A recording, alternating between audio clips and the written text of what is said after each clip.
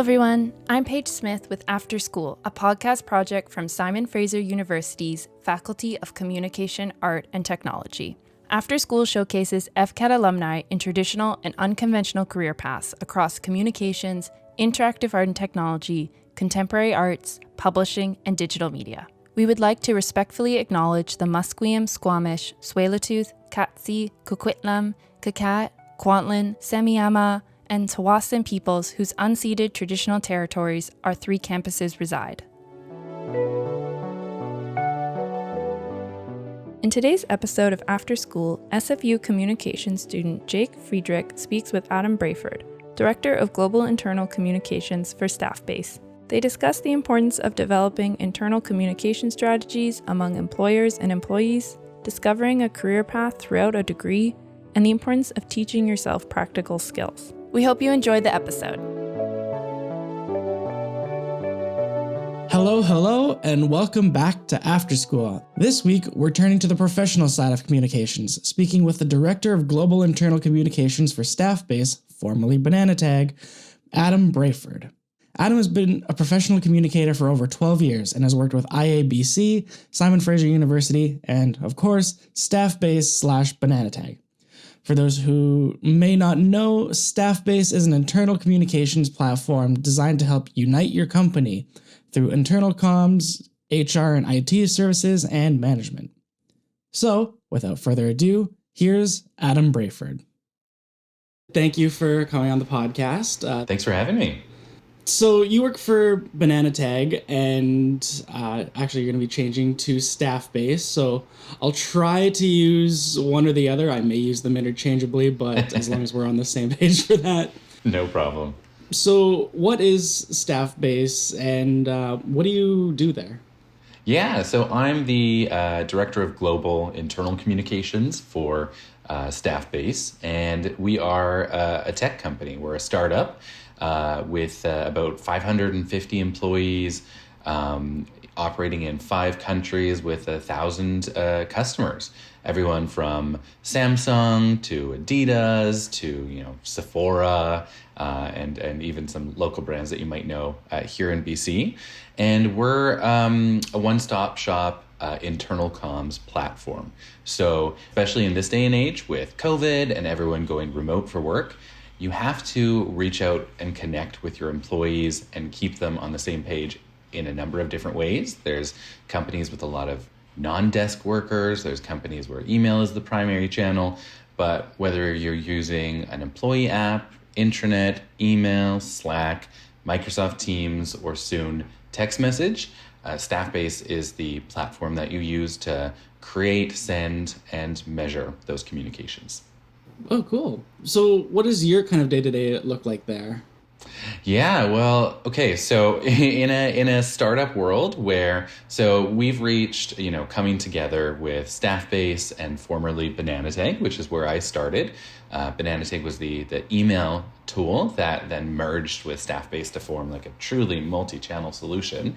That's a lot of change, though. You're going from a couple companies of about 250 people to 500. Suddenly we have $200 million of an investments, and we're ultimately heading to, IPO. So that's a lot of change for employees to go through. So my role as an internal comms professional is to help people navigate that change, keep honest, transparent, and productive communication between leadership and our people, and give people reasons to believe in our vision and where we're going. The internal comms function is a lot newer than external communication, than marketing. It's not something that anyone was talking about when I was a student at SFU, but it is more and more people are realizing how foundational it is to achieving your goals as a company. Because your employees are your biggest resource. They're your biggest relationship, your biggest stakeholders, and potentially your biggest champions or your biggest risk if you're not treating them well and really staying on top of where they are. It all starts with having a really good, solid communication strategy, and part of that is, the different kinds of stories that we tell. So we're preparing leaders to communicate with employees through vlogs, through posts, through face-to-face encounters, events, And then if there's a crisis that crops up or there's a major change or investment that we make, we drop everything and we help, make that happen as well. So it's quite a variable day-to-day experience, which I like. You kind of mentioned that, there's a lot of kind of focus, especially at SFU, and I'm sure communication programs around the country, continent, wherever, where, external communications is the focus. I mean, I have another job as a digital content manager that focuses on external relations. I did a semester with the co-op program as a part of the external relations team. So internal communications doesn't really seem to be as focused on. So kind of on that track, what was your experience getting into this field? Yeah, it's interesting. I never saw myself getting into internal communication, but that is kind of the story with anything I've gone into. I've surprised myself a number of times by happening upon an opportunity that I just couldn't pass up and saying yes and diving into it head first. It's all about kind of budget and focus and how you operate your business. If you were to talk to a communicator 15 years back, their view of communications would be different too, because it would be way more focused on traditional methods of reaching an audience, which most often was media, through the media rather, and setting up interviews like that. Whereas the conversation has shifted a lot more towards strategic communication, how to align an organization around a solid comms strategy to help them achieve their goals. And, organizations are realizing more and more, you look at what happens in different companies. There was the situation in Facebook recently with the most recent whistleblower. Hootsuite has had their share of situations like that. And there's an element of how you run your business and how much trust you have in your leadership that's out of our hands as communicators. But at the very least, organizations are realizing that they need an expert who really understands what it's going to take to bring, tens of thousands of employees around the world to the same direction that you're hoping to take your company. So, yeah, I am kind of getting lost and forgetting the questions, but let me know if I'm not touching on them. No, it's all right. You mentioned at the beginning of that answer there that, you kind of surprised yourself and you didn't really kind of see when you first graduated SFU maybe, which I'm sure a lot of students are in that position, myself included, where you don't really know where you're going to go after you graduate. So what was something that kind of got you interested in professional communications career path? Was there anything? Yeah, so it's funny. I think a lot of people in communication struggle with this issue, and especially communication, the way it's set up at SFU, because it's very broad and there's so many opportunities to go into, and that makes it hard because, we are not a software engineer who goes to be trained in that and then does it. There's a lot of different doors that you can take. So what initially turned me on to communication, I started as a science student at SFU. I figured I'd be some sort of CSI person because, those are the shows I watched in high school, and that was my understanding of what a career was. Yeah, of course. Then I get to SFU and realize, I'm really interested in this stuff, but I suck at it. So I spent a little bit of time dating the option of being a teacher. So I started taking French courses because I always did French, and I thought I'd be a French teacher. I ended up keeping going in French the whole time. But finally, when I spoke to an academic advisor, I talked about, hey, I might be interested in journalism. And so they pointed me towards comms. And the path ebbed and flowed from there. You mentioned co-op before. Co-op was, along with being involved in IABC, the Global Comms Association, the biggest game changer for me as a student. That helped me figure out what I didn't want to do and did. So, I got to try out the flip side of journalism, which is PR. I got to do a lot of media interviews, which is really fun. And it helped me realize that, that area of comms wasn't for me, but I did like public speaking. I got to try out working at SFU, which, led to a career at SFU at one point. I worked for the Forest Service. So, wildfires, everyone's talking about them these days. So when there was a wildfire, I'd interview about it and I'd fly to fire zones and, keep the media safe and out of the danger zone. So yeah, I think it's just a collection of things. I think there's a tendency to worry when you're getting towards the end of your degree about exactly what you're going to do. And my advice, obviously co-op, obviously volunteering with an association like IABC, but not to worry too much about diving into the exact thing you think you want to end up in right away. Like I ended up doing my first job at SFU, and I never thought I'd be interested in that. But I learned so much there, and it eventually turned into the next opportunity and the next. So, you know what? You never know how it's going to happen, but a lot of amazing opportunity in comms, that's for sure. Absolutely. It's funny you kind of mentioned journalism. I go into your academic advisor saying, hey, I want to get into journalism. That kind of happened to me too. So it's kind of nice to hear that, you know, I feel like my path in this degree hasn't been very linear either. And it's kind of nice to hear that, you know, your path wasn't very linear. My last interview, her path wasn't very linear either. So kind of focusing more on your time at SFU, you mentioned that you started as a science student, you kind of moved into French, and then you mentioned you wanted to go into journalism, and you end up in communications. Can you tell me a little more about your time at SFU? Yeah, totally. So I lived with my parents while I went to school. Very lucky, depending on how you look at it. And I commuted in. Oh yeah, you know, it's a big money saver that not everyone gets to do. But I'd commute in from North Delta, and for me, I was always a real kind of practical realist. So when I say that I didn't necessarily go into the exact end job I wanted right away, I was always kind of I had my head grounded in, you know, what do I need to put into this to get out my desired outcome, and how can I get there in baby steps. So I would say I loved communication. It felt natural for me when I finally found the School of Communication. Like, they spoke my language. Everything seemed easier because I was in the right place. You know, when I started in science, I was forcing it. It was hard. I think I looked up in the middle of a genetics midterm when I was having the hardest time on the test. And I looked up and I was like, I suck at this. What am I doing? What is my career even going to be? And I decided in that moment I was dropping the class and leaving science. And I got up. I didn't finish the test. I didn't even know if I could drop that class, but I did. I was just within the deadline and switched out of it. So yeah, I love communication. I think that the biggest things for me, because I am so practical, were co-op. And those work experiences and the courses that were grounded in, you know, real world experiences. So I think probably, you know, there's a couple memories that come out for me. My top 3 classes would have to be Peter Anderson, emergency communication, which was so interesting having done that co-op for the Forest Service.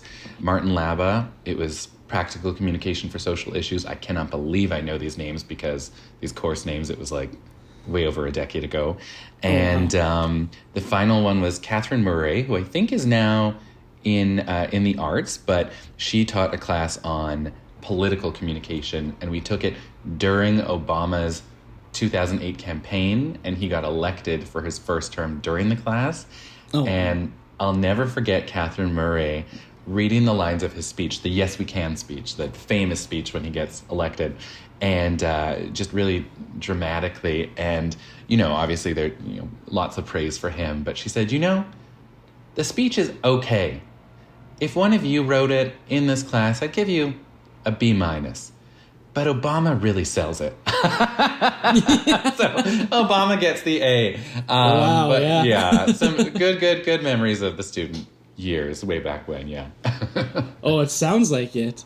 So, kind of going into our last few questions here, you know, you've kind of mentioned a few things before, but is there anything you would tell current students or recent grads who are interested in a professional communications career?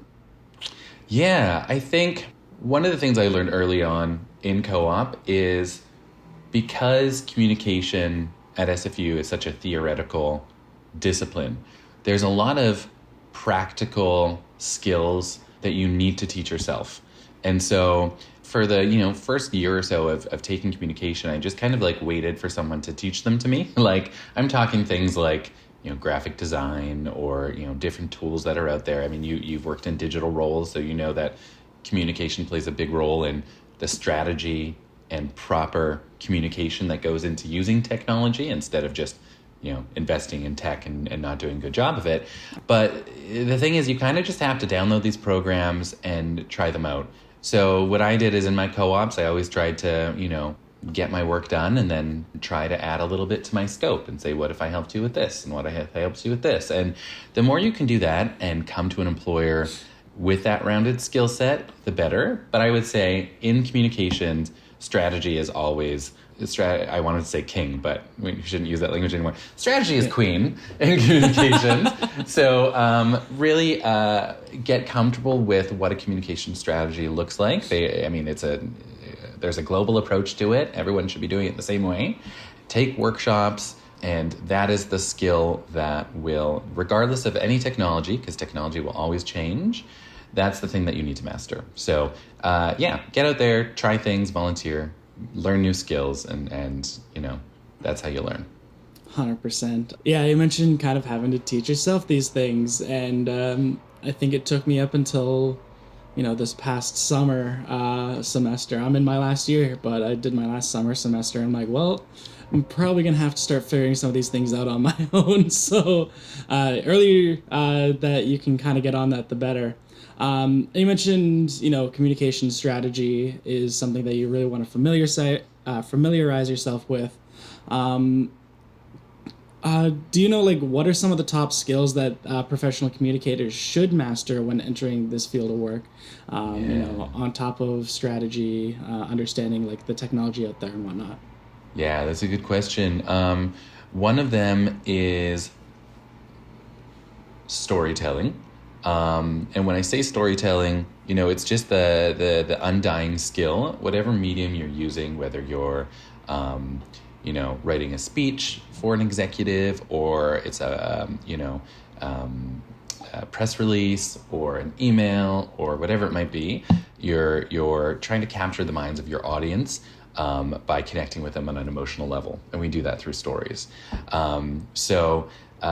It's an interesting practice of graduating from university and then unlearning everything you learned about academic writing for the business world. And that'll look very different depending on the business you're going into, and it won't apply to everyone. And some of the people listening will go on to academic careers, which is amazing.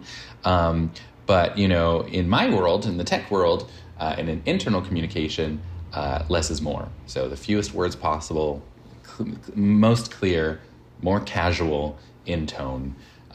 So definitely storytelling. And then beyond that, junior roles will look different than senior roles. You'll get a little bit less hands-on in the implementation of stuff as you go on in your career, but at least for that first half decade, when you're in a generalist communication role, if you are, you might need a little bit of graphic design, you might need a little bit of video editing, you might need to write a press release, so you might need to edit a website. All that stuff definitely helps you. And then even as you progress in your career and you're just operating at the strategy level and not having to implement that, I've always found that having a good hands-on understanding of tech and tools and design and all that stuff helps inform my strategies better, because I know how they're going to be brought to life.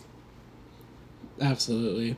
You mentioned, video editing. Okay, I've done that. Graphic design. Okay, done that. So, kind of being able to do a little bit of everything seems to be, a good way to kind of approach it. But that's all the questions I have for you today. Thank you again for coming on and talking to me today. My pleasure. Thanks. This is fun. If anyone wants to reach out to you, where can we find you?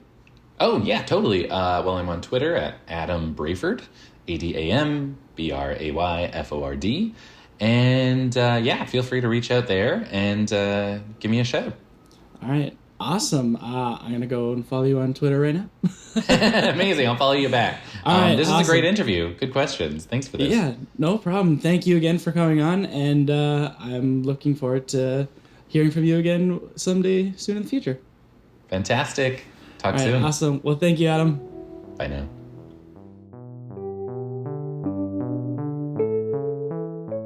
After School is a podcast project from Simon Fraser University's Faculty of Communication, Art, and Technology.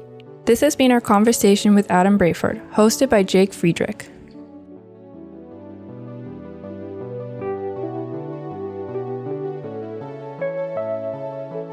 The After School podcast is created by Tessa Arsenault Emma Keeler-Dugas, Stacy Coplin, myself, Paige Smith, and each of our student hosts. You can learn more about SFU's Faculty of Communication, Art, and Technology at our website, sfu.ca/FCAT. And you can follow us on Twitter, Instagram, and LinkedIn with our handle FCAT at SFU. That's FCAT at SFU. You can learn more about SFU School of Communication on their website, sfu.ca/communications, and you can follow them on Twitter and Instagram at SFUCMNS. Next time on After School, we'll be hosting a conversation with Milton Lim, a digital media artist, game designer, performance creator, and alumnus of SFU's School of Contemporary Arts. Make sure you subscribe to After School on your podcasting app of choice so you don't miss this next episode. We'll see you next time.